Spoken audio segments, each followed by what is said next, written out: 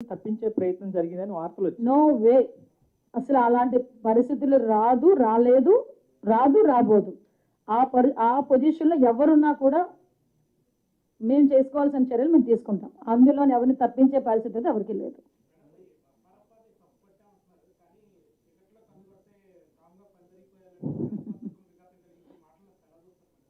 యాక్చువల్గా మీకు ఇక్కడ అంటే నిన్న మొన్న కూడా సంఘటనలు నేను కూడా చూసా. విషయం ఎలా అవుతుందంటే ఆంధ్రప్రదేశ్కి ఒక బ్రాండ్ ఇమేజ్ని తీసుకురావడానికి మీరన్న ఆ పెద్ద ఆయనే 75-76 సంవత్సరాల వయసులో దగ్గర 18 గంటలు కష్టపడతా ఉంటే ఎట్టి పరిస్థితుల్లోనే ఆ ఇమేజ్ రాకూడదు, శాంతి భద్రత విఘాతం కలిగించేలాగా నోటికొచ్చినట్టు మాట్లాడతామని చెప్పి చీకట్లో కన్ను కొడతారు, మళ్ళీ పైగా చీకట్లో ఎందుకు చంపుతాం, బయట చంపమని చెప్తాం అంటే ఈ టైప్ ఆఫ్ వర్డ్స్ ఉపయోగిస్తున్నారంటే నేను చాలా సందర్భాల్లో చెప్తానండి. మనం పొలిటికల్ లీడర్స్, మాజీ మంత్రి ఆ వ్యక్తి, ఒకనొక సందర్భంలో మీరు అడ్మినిస్ట్రేషన్లో అసెంబ్లీలో కూర్చొని అధ్యక్ష అన్నవాళ్ళు. అటువంటి వ్యక్తి మీకు మీరు ఎంత ఇదైనా మీకంటూ ఒక అభిమానించే వాళ్ళు కొంతమంది ఉంటారు, మిమ్మల్ని రోల్ మోడల్గా తీసుకునే వాళ్ళు కొంతమంది ఉంటారు. సో మీకు ఒక వయసు వచ్చింది, ఇంకొక పోటీ చేసేంత కొడుకున్నాడు అంటే మీరు ఒకరికి ఆదర్శంగా ఉండాలి అన్నది పోయి ఏదో ఏమీ లేనాకు ఎగిరెగిరి పడుతుందట, అన్నీ ఉన్నా కనివని ఉంటుందట. అది ఏమీ లేనాకులాగా కూర్చుని ఇష్టానుసారంగా అలా ఎలా పడతా ఉంటే చూస్తూ ఊరుకుంటారు అనుకుంటే అలా. అలాగని మేము కేసులు పెట్టి మా పని మేము చేసుకుంటున్నాం అనుకోండి, గొగ్గోలు పెడతారు, అక్రమ కేసులు అంటారు. నువ్వు మాట్లాడవచ్చు, మేము కేసు పెడతాం, అక్రమ కేసు అవుతుంది. ఎవరైనా దాన్ని యాక్సెప్ట్ చేస్తారా? ఆ వర్డ్ని యాక్సెప్ట్ చేస్తారా? చెప్పండి. నిన్న కూర్చొని మాట్లాడి చంద్రబాబు నాయుడు గారి గురించి ఎన్ని రోజులు బతుకుతారు?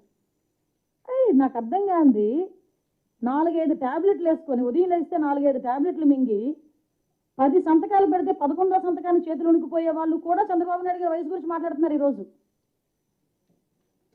చంద్రబాబు నాయుడు గారు వ్యక్తిత్వం గురించి మాట్లాడుతున్నారు. చంద్రబాబు నాయుడు గారి లాగా నుంచొని ఒకే సబ్జెక్టుతో పాటు అవతల వాళ్ళకి మోటివేట్ చేసే విధంగా 2 hours నుంచి మాట్లాడమనండి ఎవరినైనా.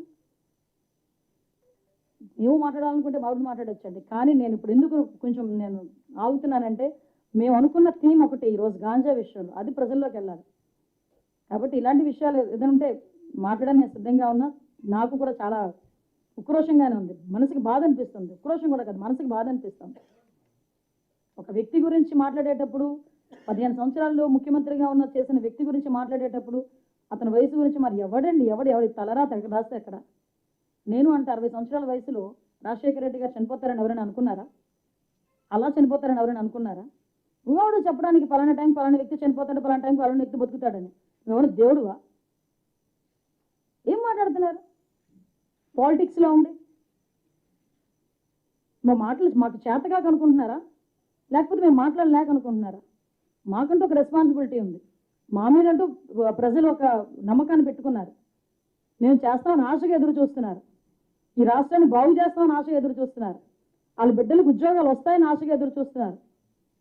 వాళ్ళ జీవితాలు బాగుపడతాయని ఆశగా ఎదురు చూస్తున్నారు.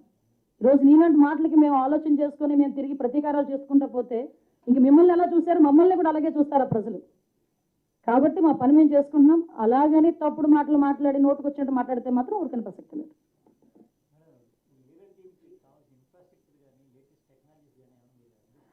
యాక్చువల్గా మ్యాక్సిమం అందించామని ఇంకొక కొంచెం టెక్నికల్ సపోర్ట్ని కూడా ఇవ్వాల్సి వచ్చింది. మన రవికృష్ణ గారు కూడా దానికి సంబంధించి ఏంటంటే కావాలన్నది కూడా ఇచ్చారు. ఈరోజు మీకు ఈగల్ టీమ్కి సపరేట్గా ఎక్సైజ్ సెస్ ఏదైతే 2% సెస్ ఏదైతే ఉందో అది ఈగల్ టీమ్కి ఈరోజు వచ్చేటట్టుగా గౌరవ ముఖ్యమంత్రి గారు ఆదేశాలు ఇచ్చారు. సో మనకి ఎక్సైజ్ డిపార్ట్మెంట్ నుంచి కూడా ఆ 2% సెషన్ కూడా వస్తుంది. దాన్ని బట్టి కూడా టెక్నికల్గా కూడా మేము ముందుకెళ్తాం.